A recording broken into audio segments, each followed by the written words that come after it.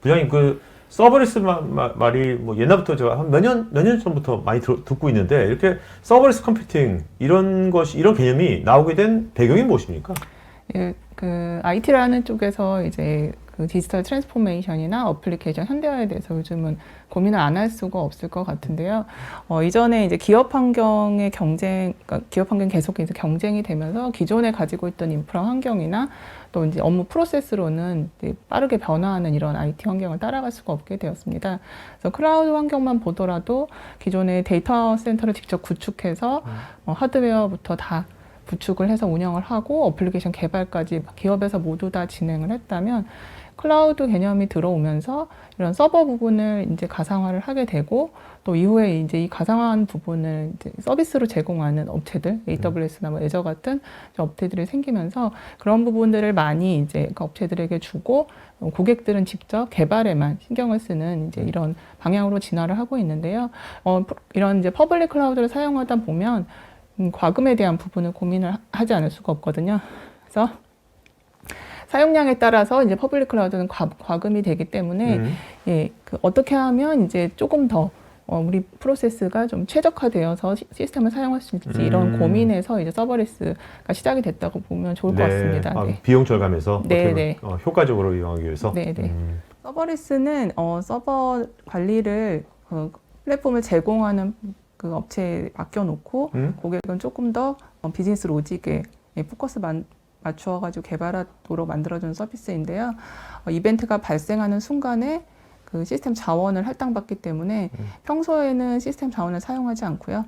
그리고 실제 이벤트가 일어날 때만 시스템 자원을 할당받기 때문에 사용자 입장에서는 평상시에는 서버가 없는 것처럼 느낄 수 있고 또 이벤트가 발생할 때마다 이제 자원을 할당받으면서 조금 더 효과적으로 시스템 자원을 활용할 수 있는 것입니다. 그러니까 사용자는 자기 이제 개발하는 거, 운영하는 거, 개발하는 거에 집중해서 빨리 애자일하게 빨리 뭔가를 해볼 수 있는 거잖아요. 네. 네. 근데 제가 이제 그런 것들은 퍼블릭 클라우드 환경에서만 가능하다고 저는 알고 있었거든요, 지금까지. 그게 아니고 이제 이런 것들이 이제 그 온프리미스에서도 프라이빗 클라우드 이런 데서도 이런 것이 가능하다는 겁니까? 네, 네. 서버리스 이제 진화 과정을 나중에 설명드릴 텐데요. 서버리스가 점점 진화하면서 컨테이너 기반의 서버리스가 등장을 하게 되었습니다. 그래서 컨테이너가 설치되는 어떤 곳이건 베어 메탈이건 VM이건 또 프라이빗 퍼블릭까지 모두 다 사용이 가능한 지금 상태가 되었습니다. 지금 근데 이런 지금 그 오늘 말씀해 주신 이런 서버리스 개념이나 이런 어프로치가 지금 국내에서 이제 막 알려지기 시작하는 거죠, 이제? 네. 아직 지금 막 시작 단계이고요.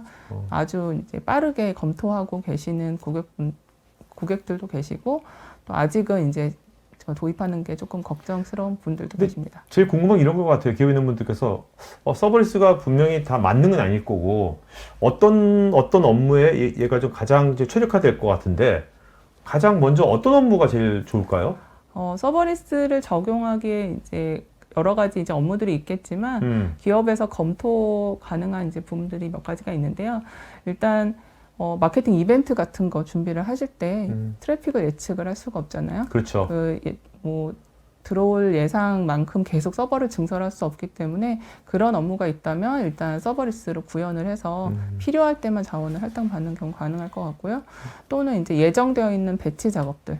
배치 작업 같은 경우는 주기가 있고 어느 정도 처리할 수 있는 양이 정해져 있기 때문에 이 배치 작업 같은 경우도 서버리스로 구현한다면 평상시에는 자원을 점유하지 않고 있다가 배치 작업이 돌 때만 이렇게 받을 수 있을 것 같습니다. 배치 작업 같은 거는 당장에 그 현재 그냥 온프리미스에서도 데이터 센터에서도 많이 적용할 수 있을 것 같은데요. 네, 컨테이너화 되어 있는 곳이 있다면 그러니까요. 그곳에서 배치 작업 같은 경우 서버리스로 구현해서 사용하실 수 있을 것 같습니다.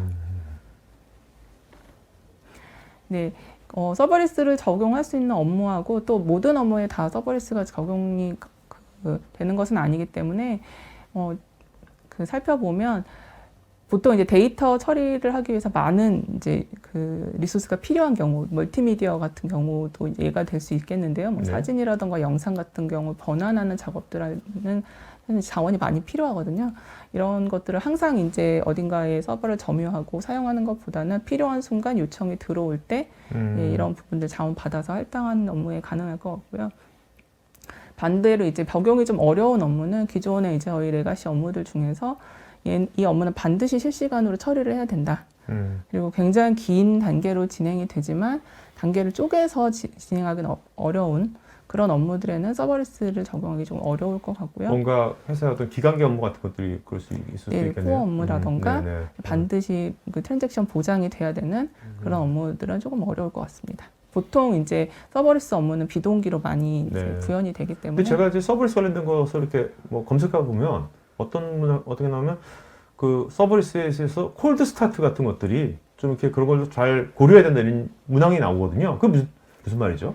서버리스는 이벤트가 발생한 순간에 기동이 되어서 처리가 되고 그렇죠. 리소스를 할당을 받기 때문에 얼마나 빠른 시간에 기동이 돼서 서비스 처리하는지가 가장 중요하게 되는데요.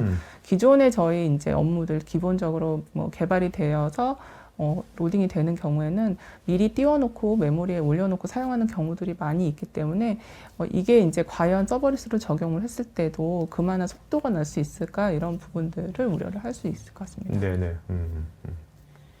그래서 그러면 그런 것들도 뭔가 이제 뭐 그거에 대한 대안 같은 것들도 있는 건가요? 예. 서버리스 같이 이제 콜드 스타트 되는 업무들을 조금 더 빠르게 개발해서 적용할 수 있도록 레드햇에서 이제 퀄커스라고 하는 아주 경량의 JVM을 가지고 있고요. 이런 업무 위에 그 아주 작은 단위, 서버리스는 펑션 단위니까요.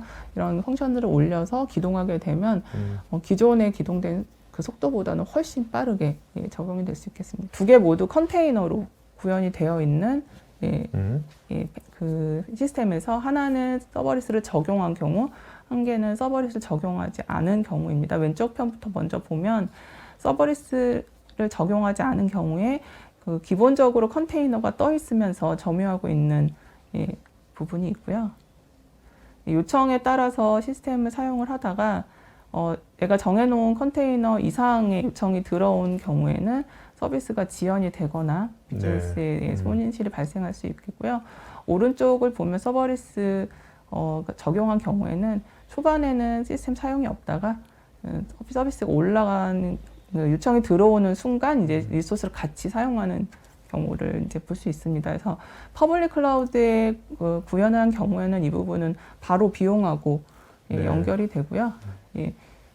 그 만약에 이제 우리 기업은 퍼블릭을 사용하지 않고 프라이빗만 사용을 하고 있다 이런 경우에는 타임 스케줄링을 통해서 기존에 가지고 있던 시스템을 합쳐서 컨테이너로 함께 자원을 관리를 하고 대신에 우리 기업의 뭐 배치 서버는 야간에만 돌기 때문에 야간에는 이 시스템을 배치 전용으로 사용을 그 컨테이너를 다 그 배치에다가 다 네, 배정해주고 야간에는 사용을 하고 그렇지만 이제 야간에 배치가 돌 때만 리소스를 사용할 거기 때문에 평상시에는 사용량이 없을 거고요.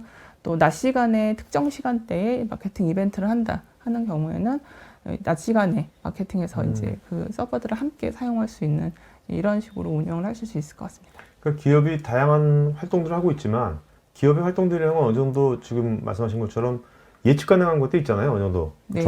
그런 것들은 진짜 말한 대로 어떤 시간표 같은 걸 잘 배정하면 네. 굉장히 유용하게 쓸 수 있겠네요. 네네. 컨테이너로 전환하는 많은 이유 중에 하나가 이렇게 자원을 함께 사용할 수 있는 부분이 있기 때문에 그렇게 이제 자원 컨테이너로 전환을 하고 거기에 또 서버리스까지 적용을 한다면 훨씬 더 자원을 효율적으로 사용할 수 있습니다. 오늘 말씀 들어보니까 이게 그 서버리스가 컨테이너화돼 가지고 뭔가 한다는 것이 그 서버리스를 굉장히 급속하게 확산시키는데 컨테이너가 또 굉장히 큰 역할을 하네요. 네, 서버리스가 이제 계속해서 이제 진화를 하고 있는데요.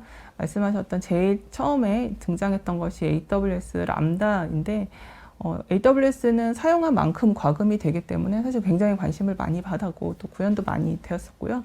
근데 이제 이전 처음에 나온 버전이다 보니 여러 가지 좀 제약사항이 있었는데 AWS에서 만든 그 서비스로만 개발을 해야 됐고 또 모니터링도 마찬가지로 그리고 설정된 값을 변경할 수 없기 때문에 우리 서비스가 5초만 실행하고 뭐 없어지는 그런 서비스라도 5분간은 무조건 떠 있어야 해서 과금이 되는 그런 제약들을 좀 가지고 있었습니다.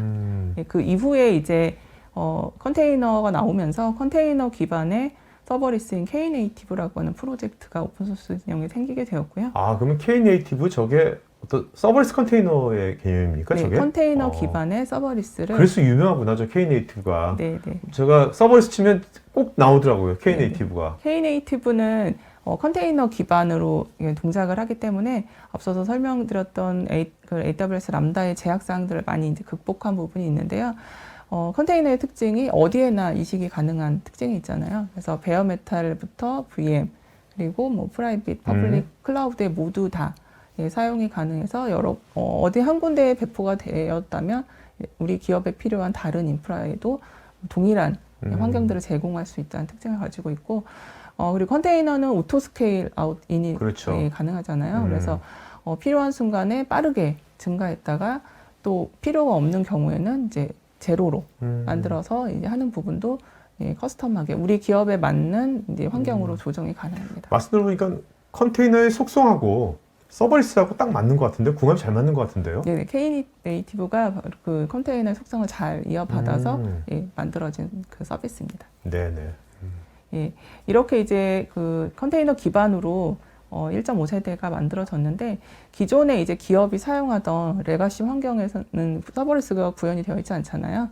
그래서 이제 이런 서버리스가 아닌 서비스들과 K네이티브로 되어 있는 서비스를 어떻게 하면 좀 같이 사용할 수 있을까? 아, 그러니까 이런 거네요. 예를 들면 내가 이제 퍼블릭 클라우드에서 서버리스 쓰고 있는데 내가 우리 기업의 레거시에 있는 온프레미스에 있는 어떤 데이터가 필요할 수도 있고 뭔가 FG 필요할 수도 있잖아요. 네, 네. 그럴 때 이제 부를 수가 있는 거네, 2.0에서는. 네, 2.0에서는 그래서 통합하는 부분을 가장 중요하게 생각을 해서 어떤 이벤트를 감지해서 또 레가시와 호출해서 연동을 할지 이런 부분들에 포커스 되어 있는 지금 진화 과정 중에 하나라고 생각을 합니다. 거꾸로 또 레거시에서 클라우드를 호출할 수도 있는 거고요. 예, 그렇습니다. 네. 예, 서버리스는 계속해서 이제 진화 중이라서 앞으로 뭐 3.0, 4.0 계속 나오겠지만 요런 이제 개념들 요청이 오면 빠르게 반응을 해서 또 필요한 경우에만 자원을 할당받는 요런 이제 컨셉은 변하지 않을 거라고 생각합니다. 그러면 이제 부장님, 지금 2.0이잖아요. 계속 진화한다고 그러셨는데 부장님 개인적으로 앞으로 이것이 이제 어떤 식으로 더 진화가 될 것 같아요? 클라우드 컴퓨팅이 지금 계속해서 시스템 자원을 효율화하는 방향으로 가고 있거든요. 예전에 뭐 데이터 센터에서 기업이 직접 모든 리소스들을 설치하고 관리했다가 이제 점점 이제 서버 가상화나 OS 가상화를 통해서 그런 방향들이 계속해서 시스템 자원을 효율화해서 비용을 절감하는 방향으로 가고 있거든요. 그래서 아마도 이후에 서버리스도 마찬가지로 계속해서 시스템 자원을 어떻게 하면 조금 더 효율화해서 우리 서비스에 딱 맞는 자원만 쓰도록 그렇게 이제 변화할 것 같고 또 요즘 이제 정부에서도 계속 그 탄소 배출권 관련돼서 이야기를 하고 있는데 IT의 방향이 다 그린 IT로 가고 있잖아요. 그래서 이런 이제 조금이라도 자원을 좀 덜 사용하는 방향으로 진화를 할 것 같습니다. 이 영상이 마음에 드시면 좋아요, 구독 부탁드립니다.